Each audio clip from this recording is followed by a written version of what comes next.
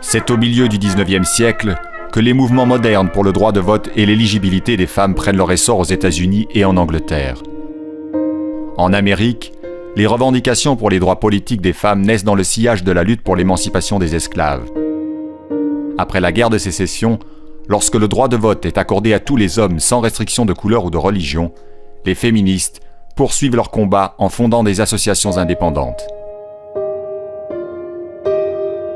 En Grande-Bretagne, l'exigence du vote féminin s'inscrit dans la lutte plus ample du mouvement ouvrier pour l'élargissement du suffrage censitaire.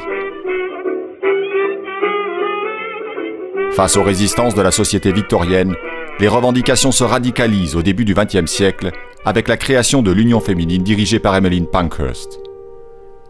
Les manifestations de celles qui deviennent les suffragettes sont alors durement réprimées par le gouvernement anglais, mais leurs actions occupent le devant de la scène et traversent l'Atlantique. Paradoxalement, ce sont les États pionniers de l'Ouest de l'Amérique qui les premiers adoptent le suffrage universel. Au tournant du siècle, la Nouvelle-Zélande en 1893, suivie de l'Australie et des nations scandinaves entre 1902 et 1915, accorde eux aussi le vote aux femmes. Finalement, ce sera la participation des femmes à l'effort de guerre qui fera surtout avancer le suffrage féminin.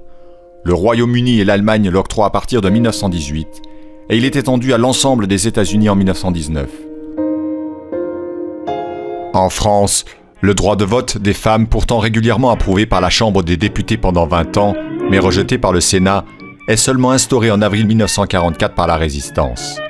Un an plus tard, à la fin de la Seconde Guerre mondiale, les femmes françaises votent pour la première fois lors des élections municipales, bien longtemps après le Brésil ou la Turquie.